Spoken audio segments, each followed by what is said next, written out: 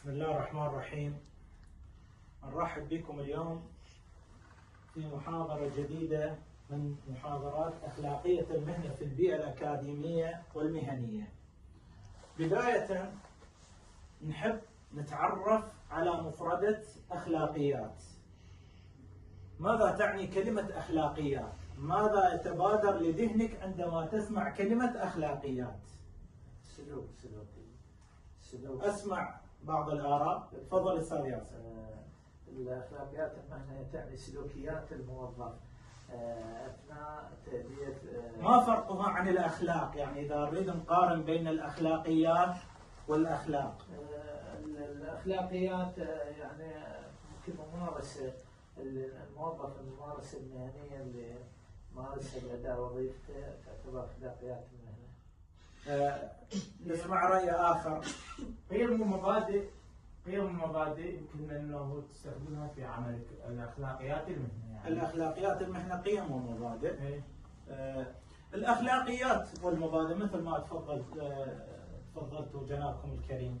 الأخلاقيات هي المعايير والأسس والقوانين اللي احنا نتبعها داخل المؤسسات، سواء في المؤسسات الأكاديمية أو المؤسسات المهنية. ممكن دكتور تسمح لي، ممكن انه نقول هي يعني السلوكيات اللي مغطاة بغطاء قانوني ممكن تكون نقدر نعرفها هذا التعريف، أو بمعنى آخر نقدر نطلق عليها إنه الأخلاقيات هي تفرض علينا من الخارج وليس من الداخل. من الخارج تفرض علينا الأخلاقيات، أما من الداخل فهي الأخلاق.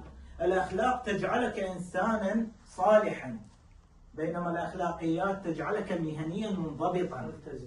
فهاي حبيت بس مجرد أوضح لكم فكرة الأخلاقيات المهنة في البيئة الأكاديمية والمهنية. مقدمة المحاضرة: أهمية الأخلاق في الحياة المهنية. أثر السلوك المهني على نجاح الفرد والمؤسسة. لماذا ندرس أخلاقيات المهنة؟ طبعا الكل تعرف، وجنابكم الكريم أولا، أنه مستقبلا إن شاء الله راح تكونون سواء موظفين في البيئة الأكاديمية، أستاذ جامعي أو طالب جامعي أو موظف في دوائر الدولة. فدائما النجاح لا يعني شيء دون الأخلاق، الكفاءة لا تعني شيء دون الأخلاق. فالإنسان الغير ملتزم بالمعايير الأخلاقية سيفشل في حياته وسيؤثر سلبا على المجتمع. فإحنا لهذا السبب إحنا راح ندرس أهمية الأخلاق في الحياة المهنية. عندنا الأهداف العامة: فهم مفهوم أخلاقية المهنة، إدراك أهمية الالتزام الأخلاقي، التمييز بين السلوك الصحيح والخاطئ، تعزيز الثقة والاحترام في بيئة العمل. طبعا هاي الأهداف العامة اللي احنا راح نتبعها بمحاضرتنا لهذا اليوم. فدائما الأخلاق هو الإطار الأوسع اللي من خلاله نقدر نعرف الأخلاقيات. فالأخلاق أوسع من الأخلاقيات، والأخلاقيات هي مستمدة من الأخلاق. هي المعايير، كلها المعايير اللي منين جاءت هي. هسه احنا راح ناخذ هسه مثل ما راح تشوفون ناخذ مصادر أخلاقية المهنة ومنين نستسقي المصادر مالتنا. الأهداف السلوكية. طبعا الأهداف السلوكية تعريف أخلاقية المهنة بدقة ذكر 5 مبادئ أساسية: تحليل موقف مهني، زين، والمشاركة الفعالة في النقاش الجماعي، وتطبيق أخلاقية المهنة في الحياة اليومية. احنا ليش نسميها أهداف سلوكية؟ أحد يقدر يقول لي ليش نسميها الأهداف السلوكية؟ لأنها محددة وقابل للتطبيق، يعني قابل للقياس. ممكن بمعنى آخر، أسمع رأي آخر، من اسمها أهداف سلوكية تعدل سلوك الإنسان. يعني أنا إيش راح أتوقع من جنابكم بعد سماعكم لهذه المحاضرة؟ كيف ستغير من سلوككم في انعكاس الإيجابي على سلوكيات على الفرد في المهنة، في المؤسسات. فحتى نعرف انه هذه الامور اللي انتم راح تسمعونها وتاخذوها راح تغير من طريقه تفكيركم، راح تغير من طريقه تعاملكم. فهذا معنى الاهداف السلوكيه. خل نسال هذا السؤال شويه لكسر الجمود. هل يمكن للانسان ان ينجح مهنيا دون اخلاق؟ انا ما اريد الجواب بنعم او لا، اريد مناقشه اراء. قلت لا طبعا استاذ احمد. ليش؟ لان هي تمتد الاخلاق، المهنه من الاخلاق. يعني بمعنى اخر يعني مستحيل يكون عنده اخلاق مهنيه وهو ما عنده اخلاق. جيد. طبعا هو احيانا القوانين هي تربط سلوكيات الافراد، لكن الوازع الاخلاقي اللي داخل الانسان هو ممكن يكون اللي يكون الضابط اللي يحدد مسارك تجاه المهنه، ممكن يضبط سلوكياتك تجاه المهنه. انا اشوفه ممكن ينجح اذا كان نجاح مثلا يعني كاكاديمي او شيء ينجح، لكن بدون هل النجاح راح يستمر طويلا؟ هنا العبره. هذا انه اذا نجح نجاح مؤقت هل نسمي هذا نجاح؟ لا طبعا. فالنجاح هو الالتزام والاستمراريه عند ذا هو تسمح لي دكتور، هو الاصل. يعني احنا هسه نحكي عن النجاح وين ينعكس على المجتمع؟ نعم هو هذا اللي اقصده. هو نجاح للمجتمع. اذا كان المعيار المجتمع فقطعا ما راح ينجح، لان المجتمع لان هو هذا سوء الاخلاق. سوء الاخلاق راح تخلق فاصل بين المجتمع وبين مؤسسات الدوله. احنا ايش نريد نوصل؟ نريد نوصل انه الفرد في هذه المؤسسه هو مرآة عاكسه للمجتمع لهذه المؤسسه التي يعمل بها. ممكن تسمح لي قد يكون جاذب الى مؤسسات الدوله ويخلق بيئه عمل ناجحه بما يؤدي الى تحقيق مصلحه عامه. فهو الاساس اخلاقيات الموظفين اللي هي كانت اساس ببناء ثقه بين المواطن وبين المؤسسه. جيد. هو احنا بس نعرف انه النجاح، مفهوم النجاح يعني هو يختلف. يعني هو النجاح يعني مو المقصود بالنجاح هو انسان لديه شهاده، لديه خبره، لكن ليس لديه اخلاق. هذا يعتبر انسان ناجح؟ هسه ابسط المؤسسات تخلي رجل علاقات عامه، ما تخلي كل اليوم، ما تقدر تحتوي كل الموظفين انه عندهم اخلاق. تشوف رجل واحد منهم انه يكون رجل علاقات عامه، هو يكون ينسق بين الدائره وبين الجمهور، فيكون ضابط بين الجمهور. ليش؟ لان لديه اخلاق. انت دا تقول انه لديه، فالاطار هو المحدد لحركه الفرد في داخل هاي المؤسسه هو الاخلاق والضابط لتصرفاته. فحبينا شوي نكسر الجمود بهذا السؤال الافتتاحي. عندنا مصادر اخلاقيه المهنه. مصادر اخلاقيات المهنه العامه. احنا منين نستسقي القيم والمصادر اللي نبني عليها اخلاقيات المهنه؟ طبعا عندنا العامل الاول القيم الدينيه والاخلاقيه. يعني مثل شنو؟ هسه اذا اريد اسالكم بالقيم الدينيه شنو المصادر اللي احنا راح نستسقيها من عندها؟ الصدق، الامانه. هو القيم الاخلاقيه والدينيه هي القيم اللي جاءت عبر القران والسنه، غير؟ جيد. اي هو هذا القيم. هو لان احنا يعتبر بلد اسلامي، والاسلام هو مصدر من مصادر التشريع، فاكيد راح تكون اول التشريعات هي السقف اللي يضبط ايقاع اخلاقيات المهنه. جيد. يعني عندنا قانون انضباط موظفي الدوله اللي نعم. هو يضبط سلوكيات الموظفين ويمنع استغلال الموارد. صوت شويه. يمنع استغلال موارد الدوله، يحث الموظف على الالتزام بالانضباط. هاي راح نجي على القوانين بالضبط، مثل هاي بعدها راح نجي القيم الدينيه والاخلاقيه مثل ما تفضلتوا: الصدق، الامانه، الاخلاص، النزاهه، عدم الكذب. فكل الصفات الايجابيه اللي دعا لها الاسلام تعتبر مصادر اخلاقيات المهنه. عندنا القوانين والانظمه المهنيه مثل ما تفضلت: دوائر الدولة، كل دائرة من دوائر الدولة سواء في البيئة الجامعية أو البيئة المهنية بها ضوابط وقوانين للعمل. فأكيد راح تكون هي المنظم وهي المصدر لأخلاقيات المهنة، حتى تجعل الإنسان الفرد ينضبط سلوكيا في المؤسسات. حتى تسمح لي، حتى التشريعات، يعني الأصل بالتشريعات أحيانا الغاية من العقوبة مو إيقاع الأثر العقوبة، لكن هي حالة انضباطية للمجتمع. فالقوانين بتشريعاتها حتى من وضعوها المشرعين هي حالة إصلاحية لمؤسسات الدولة، لكن أحيانا الموظف بشكل عام، أحيانا الوازع الأخلاقي ممكن يكون التزامه بأكثر من الضابط القانوني اللي يضع عليه الحقوق. نشكرك على هاي المداخلة الجميلة. زين، الأعراف الاجتماعية، شو نقصد بالأعراف الاجتماعية؟ هسه مثلا أنا أريد أجعل الأعراف الاجتماعية مصدر من مصادر أخلاقيات المهنة سواء في البيئة الجامعية أو البيئة المهنية. شو أقصد بالأعراف الاجتماعية؟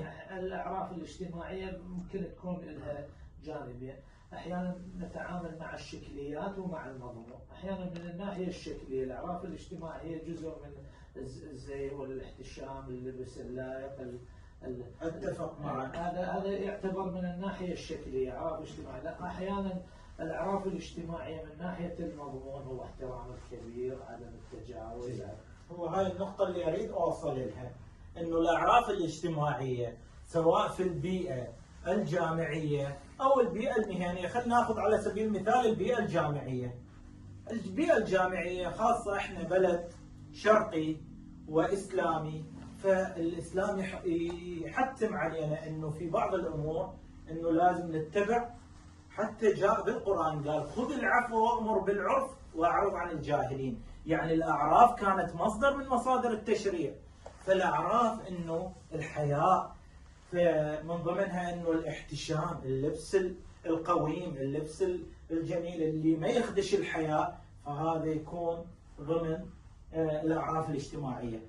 بعد نقطة أخرى إنه عدم الاستهزاء بالآخرين، يعني هاي تعتبر من الأعراف الاجتماعية. أنت في بيئة تعليمية يجب أن يكون السلوك منضبط.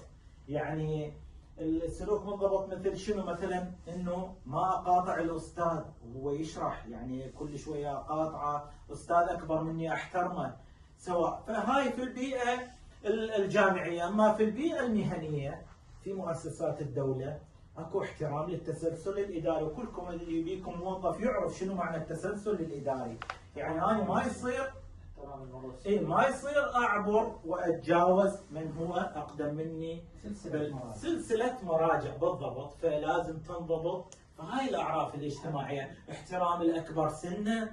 زين، الاعراف الاجتماعية ان تضبط عملك انت كعامل. اسمح لي، الاعراف الاجتماعية احيانا حجية القوانين، لأن هناك قاعدة قانونية المعروف عرفا كالمشروط شرطا، يعني باعتبار تاخذ أحيانا القوانين أحيانا بها ثغرات ما ممكن تستوفي حاجة المجتمع، لأن أصل التشريعات هي تنبع من حاجة المجتمع. فأحيانا أعراف اجتماعية مأخوذة عرفا فهي تعتبر شرط وإلزامية إلزام القانون. فإذا يعني كان موضعها مصدر من مصادر شيء تشريع جيد. يعني الضمير المهني والخبرة العملية، طبعا هو الضمير الأول والأخير هو الرقيب عليك، لأنه بدون مراقبة أنت بداخلك من تشوف شيء خطأ أنت ما تقبلها على نفسك، ما تقبل تسوي هذا الخطأ. فهذا الضمير اللي تحدث حتى به الإسلام، من جاء بالحديث فأوصله إلى مرحلة الإحسان، فقال أن تعبد الله كأنك تراه فإن لم تكن تراه فإنه يراك. إذن الضمير هو الرقيب عليك. يعني هاي بالنسبة إلى مصادر أخلاقيات المهنة. بعد المصادر أخلاقيات المهنة عندنا مبادئ أخلاقيات المهنة. المبادئ هي الأفكار اللي انبنت عليها الأخلاقيات. فعندنا أول مبدأ هو النزاهة. أحد يقدر يعرف لي النزاهة؟ أسمع بعض الآراء. النزاهة هو نظافة اليد. نظافة اليد. الإنسان النزيه في دوائر الدولة كيف يكون؟ يكون محترم. محترم ويتسق قوله مع فعله. جيد. هو النزاهة بصورة عامة هو الابتعاد عن الفساد وعدم استغلال المنصب للمصالح الشخصية. يعني أنا بمنصب اليوم، أنا إمتى أكون نزيه؟ عندما تعرض علي فوائد لازم أخالف فيها القانون لأجل مصلحتي الشخصية. تسمى تضارب المصالح. فإذا أنا إنسان إمتى أكون صادق؟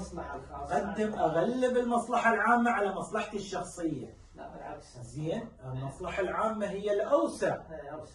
أوسع على مصالح الشخصية. فالإنسان النزيه هو الذي يبتعد عن الفساد ويلتزم بالمعايير والأخلاق. الصدق، طبعا الصدق هو الأساس، يعني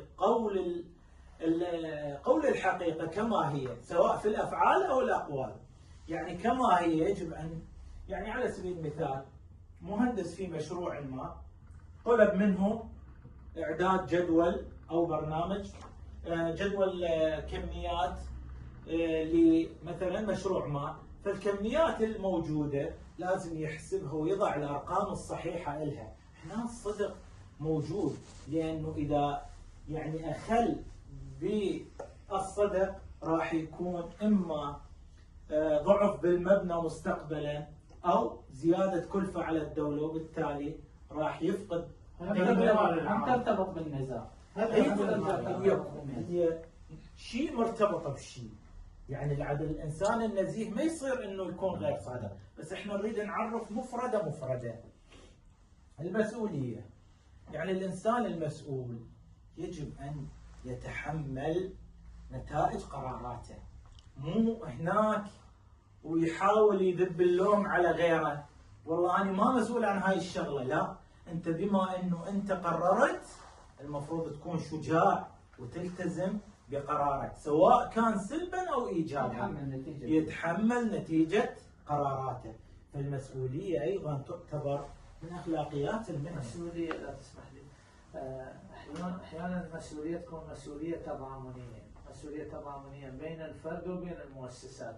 نعم. الالتزام بأخلاقيات المهنة تكون هي مسؤولية عن من؟ هسه نرجع المسؤولية للجانب المسؤولية، فهنا المسؤولية تكون، أعتقد المسؤولية تضامنية. الفرد عليه مسؤولية كالتزام بأخلاقيات المهنة كفرد، والمؤسسات الدولة عليها مسؤولية أن تضع تعليمات وضوابط بما يحقق المصلحة العامة. المسؤولية على الأفراد هي ما قلناها أنه النزاهة والصدق دون غطاء قانوني من دولة تضع كتعليمات ضابط وتضبط إيقاع سلوك الأفراد. نريد نعتبر أنه النزاهة مثل ما قلت يعني باطن الإنسان، والقوانين هي ما تنظم هاي، فهي بالتالي المسؤولية تكون تضامنية بين الفرد وبين المؤسسات. نعم. هسه نشكرك على هاي المداخلة. عندنا العدالة غير المساواة. يعني لازم نفرق بين العدالة والمساواة. العدالة هي الأصل، لأن المساواة قد يكون فيها ظلم.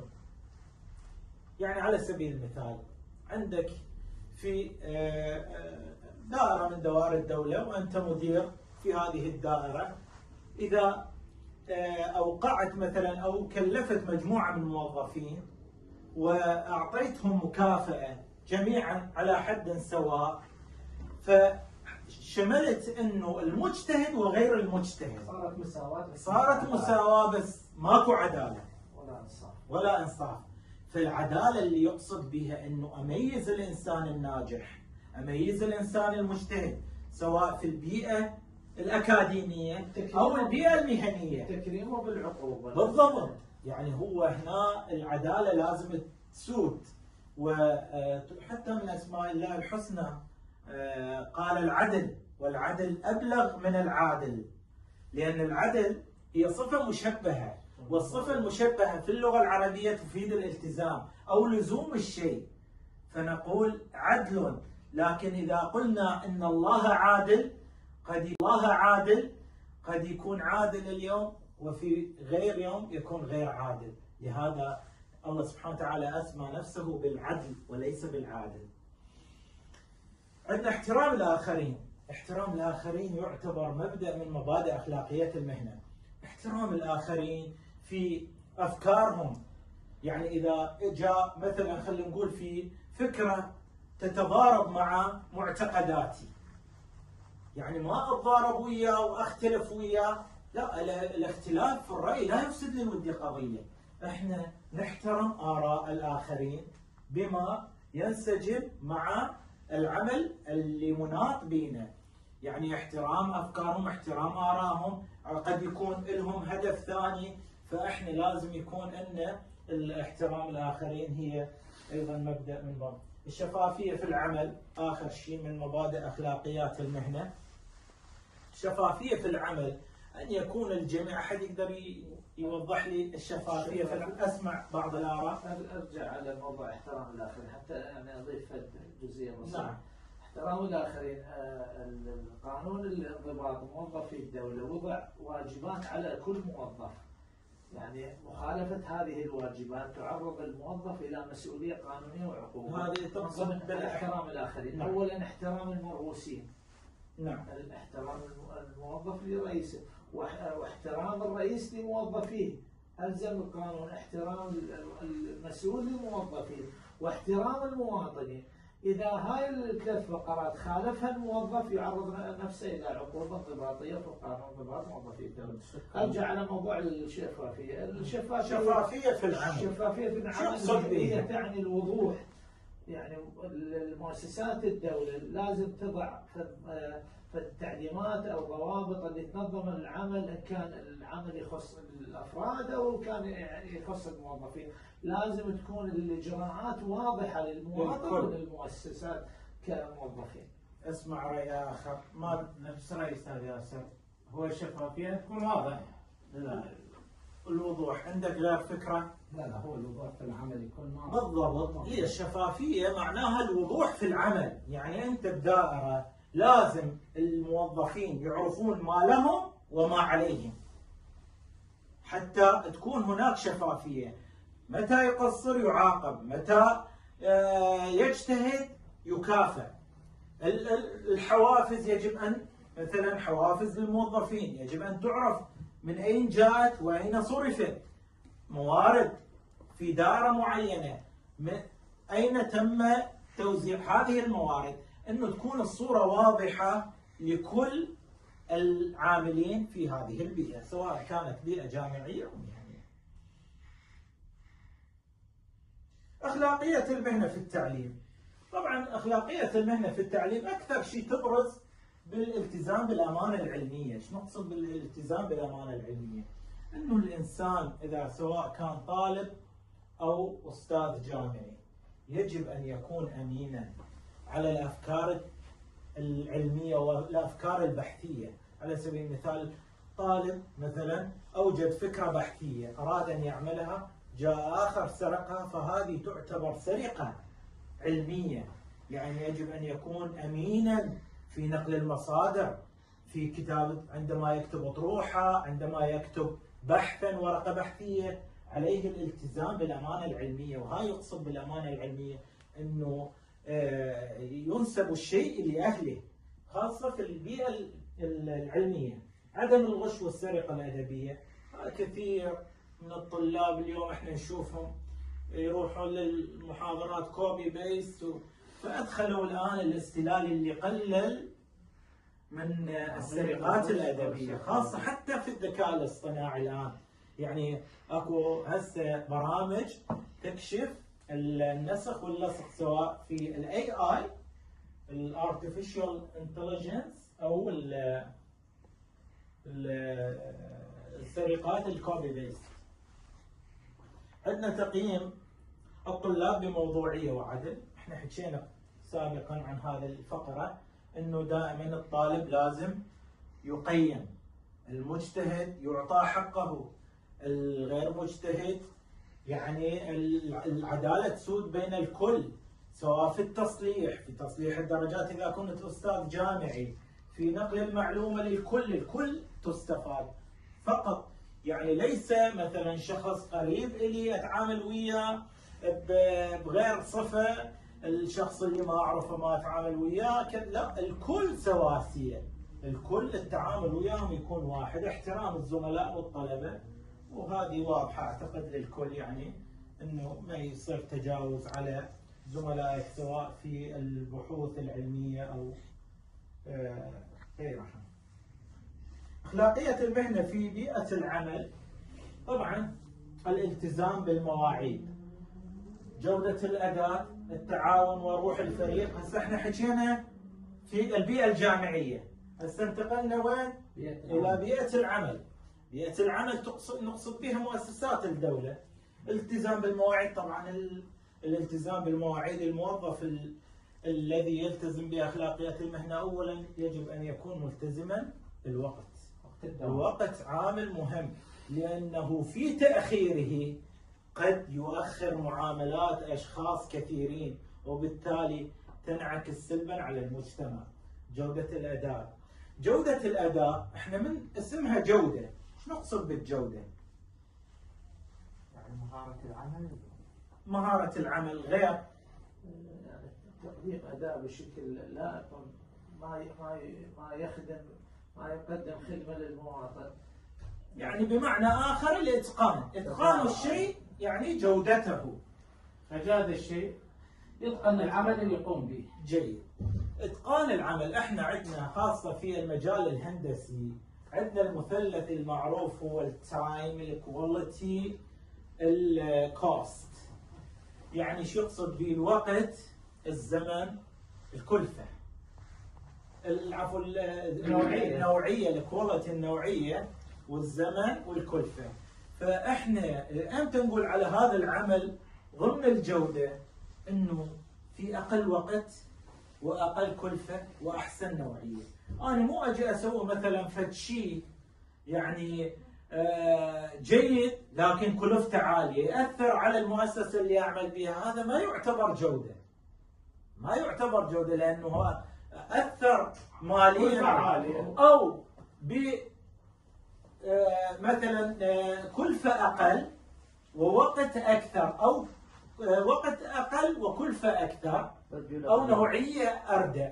فهي لازم كلها تتوازن حتى يكون العمل ضمن الجودة. وبالتالي بالتالي الأداء يكون واحد لكل الموظفين. أكيد هو أكو شيء. الجودة ممكن أنه موظف يقدم شيء يختلف عن باقي الزملاء، قد يكون مميز بتقديم أداء معين أو فكرة معينة، قد يكون بهذا يكون هو وين يقدم الأفكار؟ إلى مثلا يقدم الأفكار إلى مؤسستي في حال أنه مثلا أوجد فكرة أنه راح تقلل لنا الوقت في سبيل أنه نوصل للهدف المرجو، أو مثلا عندي أفكار في جودة العمل أنه أحصل أحسن نوعية بأقل كلفة. فهو هذا الأقصد، يعني المقصود منه التعاون وروح الفريق. يجب أن يكون المدير يعني ليس رئيسا وإنما قائدا لمجموعته، يتحمل أخطاءهم، يعمل بروح الفريق. عند ذاك يكون الإنسان أو القائد ملتزم بأخلاقيات المهنة. يقول نحن نعمل وليس أنا أعمل. جيد، يعني بروح الفريق ونشجعهم، يعني هو من تشجيع النجاح للكل، ما راح نحاسب الشخص واحد. جيد. فهو هذا هنا احنا نتكلم عن روح الامتناع عن استغلال المنصب. يعني خاصة انه كثير من الناس من يوصلون الى منصب حساس سواء في البيئة الجامعية او البيئة، راح يستغل هذا المنصب. فاستغلال المنصب صفة ذميمة. لازم يكون الاستغلال المنصب بالاتجاه الصحيح. انا وصلت الى هذا المكان حتى اخدم، حتى اوصل الشيء المفيد، مو استغل المنصب لمصالحي الشخصية. فالامتناع عن استغلال المنصب هي ايضا من اخلاقية المهنة في بيئة العمل. احنا سعدنا سؤال نشاط عصف ذهني. راح نسأل هذا السؤال: كيف ستتصرف في حال واجهت موقفا لا يتوافق فيه الالتزام الأخلاقي مع مصلحة شخصية داخل البيئة الأكاديمية أو المهنية؟ هسه اريد اسمع ارائكم حول هذا السؤال. إذا السؤال كيف ستتصرف في حال انه انت في بيئة العمل واجهت موقفا لا يتوافق فيه الالتزام الاخلاقي، يعني فاقد احد شروط اخلاقية المهنة، انت كفرد بهذه المؤسسة وشفت هذا الامر قدامك، انت ايش راح تسوي؟ شلون راح يكون تصرفك؟ احاول اذا قدرت اعالج الموقف اعالجه بطريقتي الخاصه. شلون يعني تعالجه بطريقتك الخاصة؟ يعني تبلغ؟ مثلا هذا الموضوع وين وقفت يا دائره عبر يا توقيع عبر اي موظف. ايه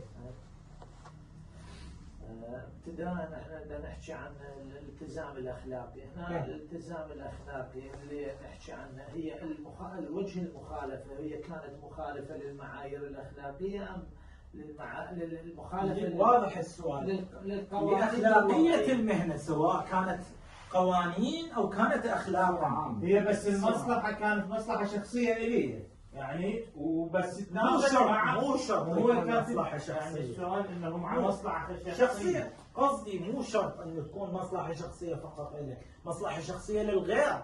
هو يعني هم تعتبر يعني أنت شفت هذا الموقف، فأنت شلون راح تتصرف مع هذا التصرف؟ فأكيد اللي يعني يقول أنا أروح مثلا أحاول إصلاح هذا الموقف إما بالتبليغ أو عدم الانجرار معه وعدم التوافق معه. مشكلة أحيانا يعني بعض الموظفين يستغل ثغرات بالقانون، قد يكون هو من الناحية القانونية هو ما مخالف استغل ثغرة قانونية، لكن هي بالأصل هي مخالفة لأخلاقية. بالضبط، هو هذا اللي أقصده. ممكن يعالجها من الناحية القانونية وممكن يعالجها من الناحية الأخلاقية.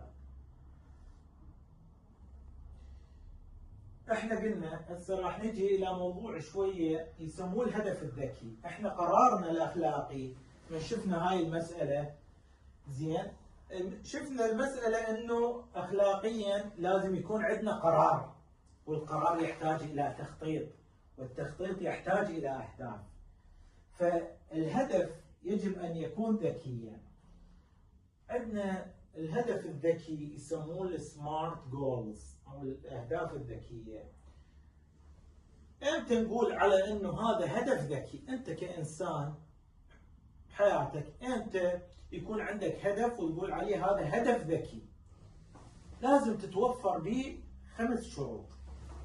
اولا ان يكون الهدف محدد، يعني هدفك واضح، مو هدف خيالي، مو عشوائي، بالضبط هدف واضح. ولهذا كلمة سمارت منين جاية؟ من كلمة أول شيء كلمة سبيسيفيك، أو يكون هدف نبيل. هو هدف نبيل، هو شرط يكون الهدف أكيد هو هدف ذكي، عندما يكون نبيل وعندما يكون محقق المصلحة، بس أنا بطريقة تحقيق هذا الهدف كيف أعرف إنه هذا هدف ذكي؟ وهذا أنا مخطط له حتى أقدر أوصل له. 2 يكون قابل للقياس، هاي كلمة M من كلمة سمارت، SM بدينا الM اللي هي مجرب القابل للقياس، إنه قابل للتحقيق، مو هدف إنه ما أقدر أحققه. زين، عندنا هدف له إطار زمني، التايم يعني إنه له بداية وقت ونهاية وقت. زين، مو عشوائي ومرتبط بحياتك، يعني هذا. فأنا حبيت أدخل لك هاي الفقرة مال الهدف الذكي حتى يكون قرار الأخلاقي مبني على هدف ذكي.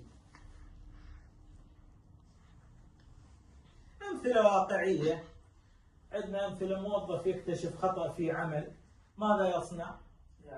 يعالج الخطأ. طالب يغش في اختبار امتحاني، هذا أيضا عدم التزام بالبيئة الأخلاقية. أستاذ يتجاهل الواجبات الأخلاقية. هذا احنا نناقش كل فقرة على حدة، واحنا مثل ما تفضلتوا ناقشناها. هسه يا ريت تطلعون أجهزتكم وتحلون هذا السؤال وتجاوبون عليه. لكم 3 دقائق. بالباركود عندنا سؤالين. قد كتابة موقف أخلاق قد يواجهه الطالب. الموقف الأخلاقي في الباركود الأول واقتراح التصرف الصحيح في الباركود الثاني.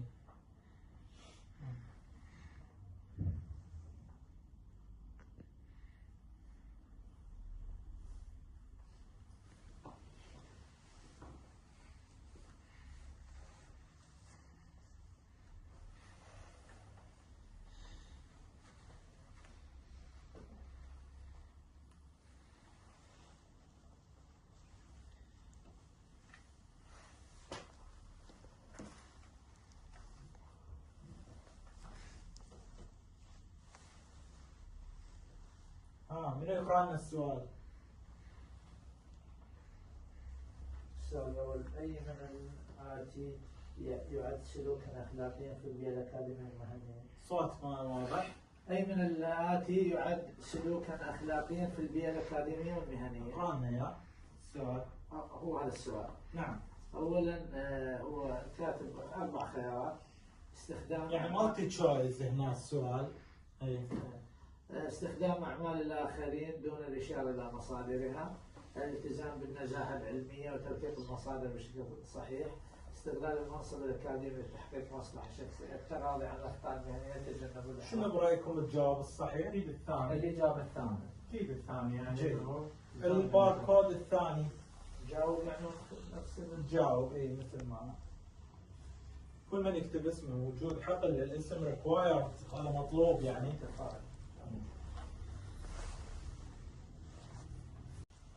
هسه ننتقل لهذا المقطع الفيديو، اريد تشوفوا هذا المقطع وراح نتناقش عليه بعد انتهاء هذا الفيديو. طبعا دقيقتين هذا مدة الفيديو.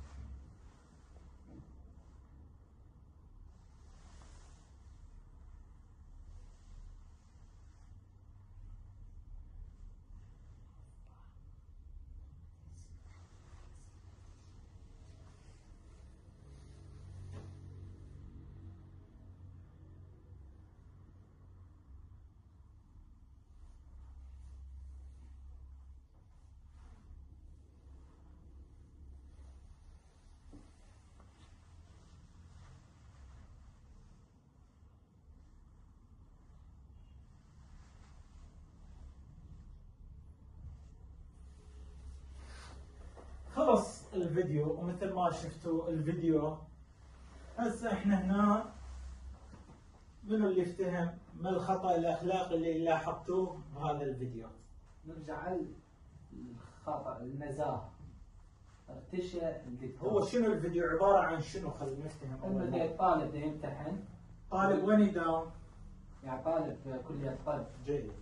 يمتحن ويمكن مقارب ذاك اليوم او ما عنده اجابه، قام رش الدكتور ونجح، عبر هاي المرحله. بالتالي لا اعتقد لا تسمح لي، اعتقد هو مو طالب في كليه الطب، يعني هو في طالب في مراحل البدايه ابتدائيه او بغض متوسطة. النظر انه سواء يعني كان هو الطالب ما ممكن يصل الى مرحله الطب وبعدين هو يجهل هذا. لا، قد يكون طالب في الطب ويحاول انه ينجح باستخدام بدون جهد. المال الفاسد بدون جهد، يعني كثير يصير هذا. بالتالي تضررت هذه على عائله الدكتور. يعني اذا رجع الفعل السيء رجع عليه بالتالي لأهله تضرر نتيجة هذا الفعل السيء، لأنه فقد أحد شروط أخلاقية المهنة، الأمانة، النزاهة، فقد النزاهة، إنه استغلال المنصب. وبالتالي تاثير. ما التصرف الصحيح من وجهة نظركم حول هذا الأستاذ الفاسد الذي قبل الأموال لغرض تسهيل نجاح طالب؟ ما بقدر الطلاق. العقوبة هي عقوبة، بس يعني تكون عقوبة هم تراعي ظرف انه ممكن اذا انهيت من الخدمة نهائيا هم ممكن يتضرر. هي لا ضرر ولا الحين ضرر. التقاعد واخليه مجرد انه عائلته تسترزق من هذا الراتب وهو ما هو يتضرر. بالتالي هو راح يعرف خطأه، يعني هنا راح يشتغل الضمير. اعتقد انه كان لولا انه مؤسسات الدوله تضع ضوابط على الاساتذه الجامعيين في هذا الموضوع لإعادة تقييم مؤسسات الموظفين الدولة. هذه فكرة تضاف يعني وتناقش فيما بعد، يعني بغرض انه تقويم وتقييم الاساتذة. جيد. عندنا احنا وصلنا الى الواجب البيتي. طبعا البحث عن حالة هاي اريدكم تسجلوها وترسلوها على الكلاس روم. البحث عن حالة واقعية لأخلاقية المهنة، كتابة رأي الطالب وتصرفه المناسب. تسلم الواجب في المحاضرة القادمة إن شاء الله. الخلاصة مثل ما تعرفون، أخلاقية المهنة أساس النجاح. المهارة والنجاح والكفاءة لا تكفي دون أخلاق. هذه نقطة رأس سطر. الكفاءة بدون أخلاق هي خطر، لأن قد يكون الكفاءة تستخدم في مجال الشر. أعتقد حتى من باب التوصيف إذا تسمح لي. نعم. ممكن أن تقول الأخلاقيات هي الأرض الصلبة اللي يقف عليها الفرد، والقوانين والأنظمة هي السقف اللي يحمي الفرد من الانزلاق. التعرض الخارجي. الانزلاق صح. شوف يعني أريد أن داخل أكو نقطة هي الأخلاق. حتى في المفهوم الإسلامي قدم وظيفة التزكية على وظيفة التعليم. ليش؟ يعني سيدنا إبراهيم في آية من الآيات قال: وابعث فيهم رسولا منهم يتلو عليهم آياتك ويعلمهم الكتاب والحكمة ويزكيهم. قدم وظيفة التعليم على التزكية. الله سبحانه وتعالى صحح له هذا المفهوم، قال: هو الذي بعث في الأمين رسولا منهم يتلو عليهم آياته ويزكيهم ويعلمهم الكتاب والحكمة. إذن قدم وظيفة التزكية على وظيفة. وبقت عندنا الالتزام الأخلاقي، مسؤولية فردية ومجتمعية. التقويم والسؤال الختامي: ما أهمية قيمة أخلاقية تحتاجها في حياتك المهنية؟ أنت برأيك أهم قيمة أخلاقية أنت راح تحتاجها في حياتك المهنية.